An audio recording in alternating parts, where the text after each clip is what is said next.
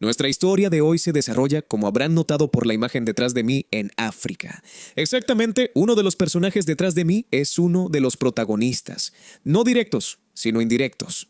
Es una historia de un golpe de Estado, de una traición, pero también la historia de un intento de renovación de un país tremendamente atrasado en cuanto a la democracia y el ordenamiento interno, además de en el ámbito social e infraestructural. Un país que nosotros, los italianos, hemos conocido bastante bien, porque intentamos conquistarlo 2 veces, la segunda vez lo logramos, cometiendo también numerosos crímenes de guerra, aunque mantuvimos el control solo durante 5 años.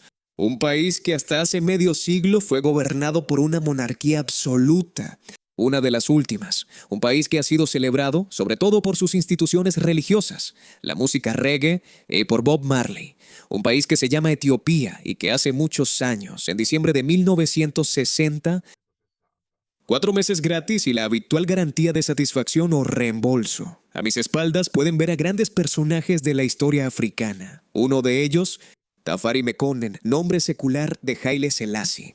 Ya lo hemos mencionado en otro video, lo pueden encontrar en el canal, pero esta es una historia que tiene que ver en parte con él, pero sobre todo con su país, Etiopía. Es una historia que ocurre hace 65 años y es una historia de un cambio que no sucedió.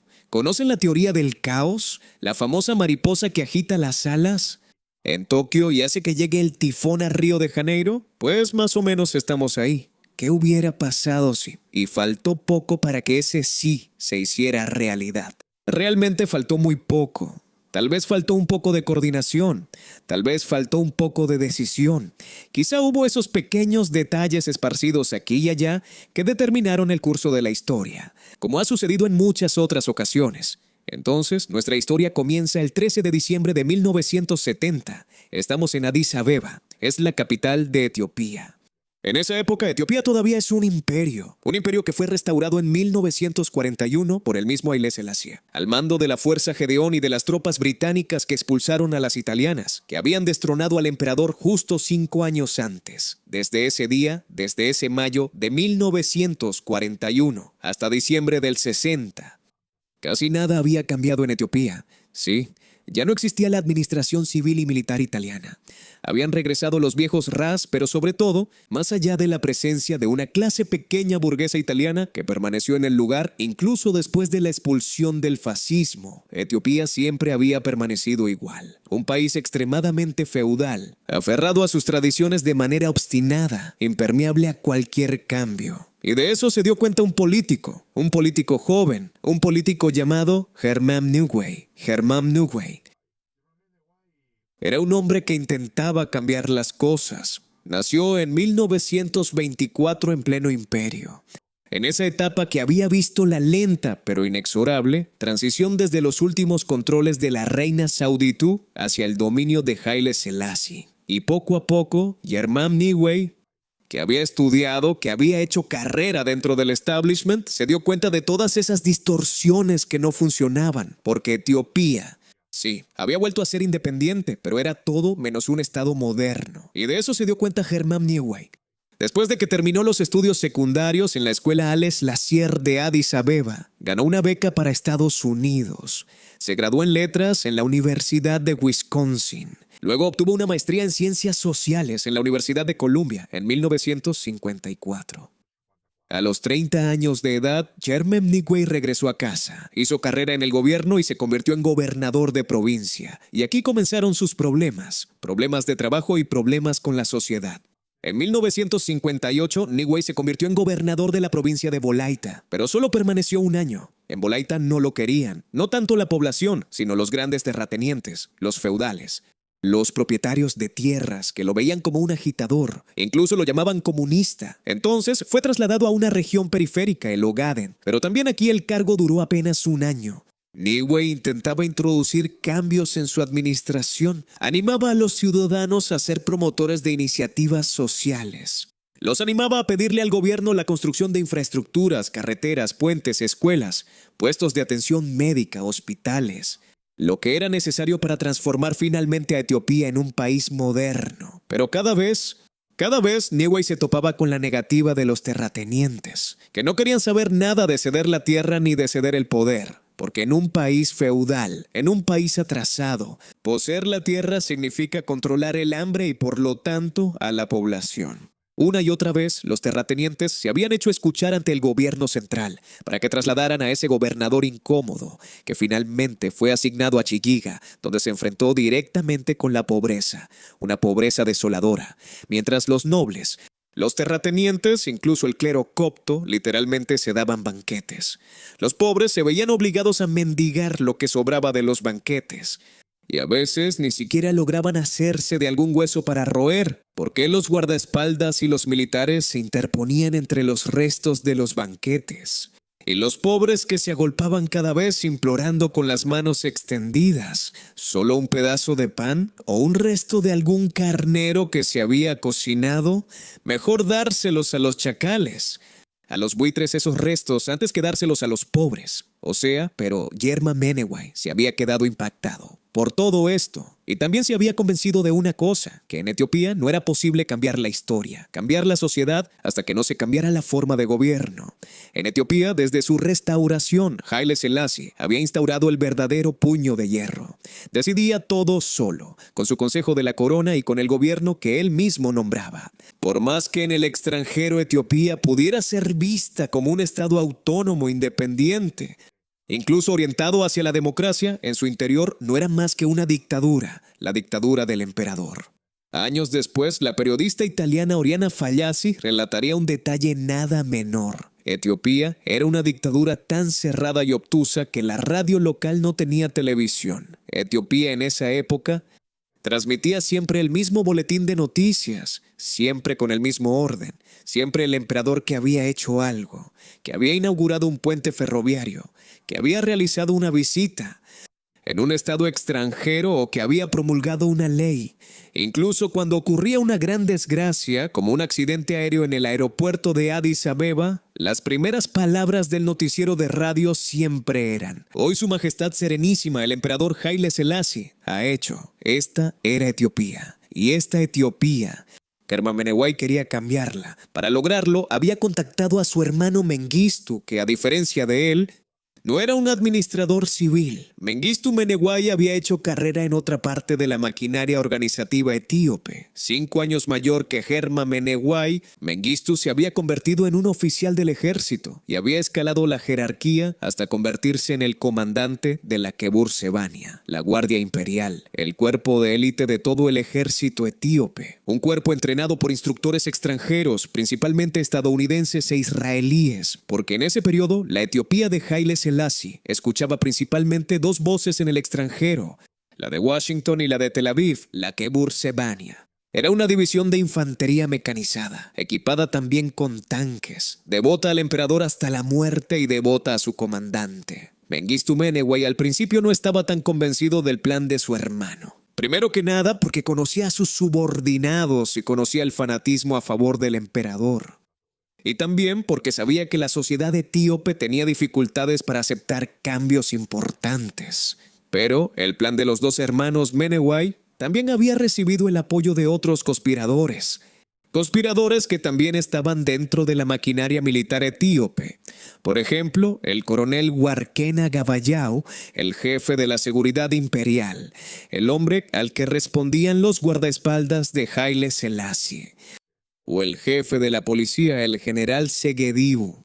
Fueron ellos quienes apoyaron a Germame Meneway en sus conversaciones con su hermano, convenciendo a Germame y Mengistu de la plena colaboración de otros sectores del poder para el golpe de Estado. Hay que decir, sin embargo, que a pesar de que el golpe de Estado había sido preparado con meses de anticipación, más de un conspirador temía que sus planes pudieran filtrarse, que de repente la policía secreta etíope pudiera arrestarlos a todos. Es el caso del coronel Warkena Gabayao, quien una y otra vez sospecha que el jefe de la policía política, Makonnen Abde Abdewold, pueda intervenir. Pero Makonnen efectivamente sospecha algo. Hay detalles que no logra comprender en ciertos movimientos tanto de la Guardia Imperial como de los guardaespaldas del emperador. Y tampoco logra entender por qué el coronel Agabayao se dirigió a los agregados militares israelíes presentes en Addis Abeba por supuestos planes de contrainsurgencia. ¿Conocen la Operación Valquiria? La famosa película de hace varios años sobre el intento de golpe de Estado del 20 de julio de 1944 por parte de los oficiales alemanes contra Hitler. Es la misma historia.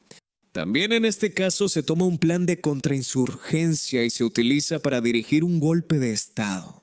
El coronel Agabayao habla con los asesores militares israelíes y les pide que señalen los puntos críticos de la capital, aquellos que, según ellos, podrían estar en riesgo en caso de un golpe de Estado o de una invasión repentina por parte de un país extranjero. Esta actividad de Agabayao no pasa desapercibida para Makon Abdewold, quien redacta un par de informes, pero el emperador los descarta como tonterías, como simples rumores. El emperador está seguro de la plena lealtad de todos los hombres, de la Chebura Sevenia, de su guardia imperial. Está tan seguro de ello que parte tranquilamente hacia Brasil para una visita de Estado. A principios de diciembre de 1960, sin embargo, esa partida pone en alerta a los hermanos Niue. Germame va a ver a Mengistu y le dice: «Hermano mío, el emperador se ha ido, pero ha dejado aquí a todos sus espías, empezando por Makon Abdewold. Quizás el emperador se haya ido de Etiopía temporalmente para dejarle las manos libres a Makon, para arrestarnos, torturarnos y hacernos desaparecer. Es momento de actuar». Mengistu se convence. Hay que aprovechar la oportunidad de la ausencia del emperador para poner en marcha su plan, un plan elaborado, diabólico, como la Operación Valquiria. Mengistu convoca a los comandantes de la Guardia Imperial y les expone un plan de intervención, un plan que prevé salvaguardar la seguridad del emperador, liquidando al gobierno que es acusado injustamente de estar compuesto e infiltrado por rebeldes inconformes y agitadores. Pero no es cierto, no es así. Pero esto solo lo saben los hermanos Nehuay y sus cómplices, la mañana del 13 de diciembre de 1960. Los ministros de la corona imperial y otros altos funcionarios, incluyendo a Makon y Abden Abdequode, así como al mayor general Mugueta Buli, un general muy popular dentro del ejército, son convocados a una reunión de emergencia en el Palacio Genet El Eul. No saben que se trata de una trampa. Apenas entran al palacio, los ministros y militares son secuestrados y puestos bajo arresto. Mientras tanto, la Guardia Imperial se despliega en la ciudad, rodea los otros cuarteles presentes, intenta tomar el control del aeropuerto, toma el control del pequeño Gebi, el Palacio Imperial y la radio de Arabio. Haile Selassie aún no ha aterrizado en Río de Janeiro. Cuando está a bordo, un operador de radio israelí le advierte: ha habido un golpe de estado en Addis Abeba. Es mejor que el emperador no aterrice en Brasil, es mejor que regrese. Pero aún no en Etiopía. Es mejor que aterrice en Liberia, donde lo espera un aliado listo para colaborar con él. Ese aliado es Isser Harel. Es el jefe del Mossad. Es el hombre que coordinó la captura de Adolf Eichmann. Ya hablamos de él en otro video que pueden encontrar en el canal. Harel ya está en camino a Monrovia para recibir en la pista del aeropuerto de la capital liberiana al jet imperial. Mientras tanto, Harel ya ha dado instrucciones a todos los asesores militares israelíes de no moverse. De hecho, que hablen con sus subordinados etíopes y que los convenzan de que el golpe de estado no es para preservar al emperador, sino para destronarlo y quizás matarlo. La primera parte del plan de los dos hermanos Nehuay está a punto de fallar. Pero los hermanos Nehuay tienen un as bajo la manga, porque entre los rehenes está el príncipe heredero, Aspa Vossen. Y es él quien es llevado a la Radio Nacional Etíope la mañana del 14 de diciembre de 1960 para una proclama. Una proclama un poco extraña, porque Aspa Vossen en su anuncio denuncia públicamente los problemas sociales y económicos crónicos que aquejan a Etiopía desde hace décadas. Aspa Vossen dice en su discurso que en prácticamente 3 milenios el etíope promedio no ha logrado progresar y que era natural que las grandes masas compuestas por gente pobre estuvieran perdiendo la paciencia y estuvieran pensando en rebelarse. Pero antes de eso, Aspa Vossen, a pesar de ser el príncipe heredero y de no gozar de mucha fama dentro de la corte imperial, siempre se había mantenido al margen. La primera pregunta que se hacen tanto el emperador como sus consejeros militares israelíes es si el príncipe heredero ha hecho todo esto en complicidad con los hermanos Neway. ¿Lo hizo engañado o fue obligado con una pistola en la cabeza? La única respuesta positiva al comunicado radial de Aspafosen llega de los estudiantes de la universidad, quienes manifiestan abiertamente su apoyo al golpe de Estado y piden libertad de expresión, libertad de prensa. Nuevas infraestructuras, nuevos hospitales, nuevos fondos para los estudios. Quedarán decepcionados. Entre el 14 y el 15 de diciembre de 1960. Mientras los conspiradores aún no logran entender cómo moverse, también porque mientras tanto, los paracaidistas han sido convencidos por sus instructores israelíes de tomar el control del aeropuerto ellos mismos, justo en esas 24 horas. Mengistu y su hermano empiezan a ver las primeras deserciones. La idea de nombrar a Mugueta Bulli como jefe del ejército no funciona. La idea de proclamar una mayor libertad de expresión no funciona. La idea de pedir a gritos una reforma agraria no funciona. ¿Y por qué? Porque mientras tanto los contrarrevolucionarios ya están en acción. Porque mientras tanto los lealistas, además de apoyarse en los instructores israelíes presentes en el lugar, ya han convencido a la única brigada blindada del ejército de ponerse de su lado. Y han convencido a la autoridad religiosa, la Buna Basilios, el jefe de la iglesia ortodoxa etíope, de ponerse de su lado. Los comunicados de la Buna se difunden como volantes por todo Addis Abeba. Los ciudadanos que saben leer leen esos volantes y corren la voz. Del resto se encargan algunos camiones equipados con altavoces, enviados a las calles por los lealistas desafiando a la Guardia Imperial. Camiones que desde esos altavoces difunden la voz de la Buna Basilios, que excomulga a los rebeldes, que afirma claramente que los rebeldes son opositores del emperador, apóstatas, enemigos de Etiopía y de la fe. Eso es suficiente para hacer fracasar el golpe de Estado. Mientras el emperador aterriza en Asmara, que es segura y está en manos de los leales, estallan combates en toda la capital. Es el 16 de diciembre de 1960. El golpe de Estado fracasa. Muchos soldados de la Kebur Sebanja, la Guardia Imperial, se dan cuenta de que han sido engañados, de que han sido traicionados. No están luchando por el emperador, están luchando contra el emperador. Por esta razón, los soldados de la Guardia Imperial se rinden y entregan las armas. Declaran que han sido engañados por sus superiores. Los combates duran apenas una tarde, el tiempo suficiente para que los líderes cometan el último crimen. Hermamé y Mengistu en el palacio de Nenetaleuel apuntan sus armas contra sus rehenes. Matan a 15. Muere el primer ministro Aregai. Muere el responsable del espionaje interno, Macombe Makonnen Abdewot. Muere el general Bulli. Son las últimas víctimas de un golpe de Estado que ha fracasado. A partir de ese momento, solo queda la huida. Hay quienes se suicidan. Es el caso del coronel Guarchena Gabayau. Se apunta la pistola a la sien y se vuela los sesos. Hay quienes mueren en los combates. El jefe de la policía es encontrado muerto sobre una barricada que había sido construida por sus propios hombres. Mengistu y Hermamé Neway huyen.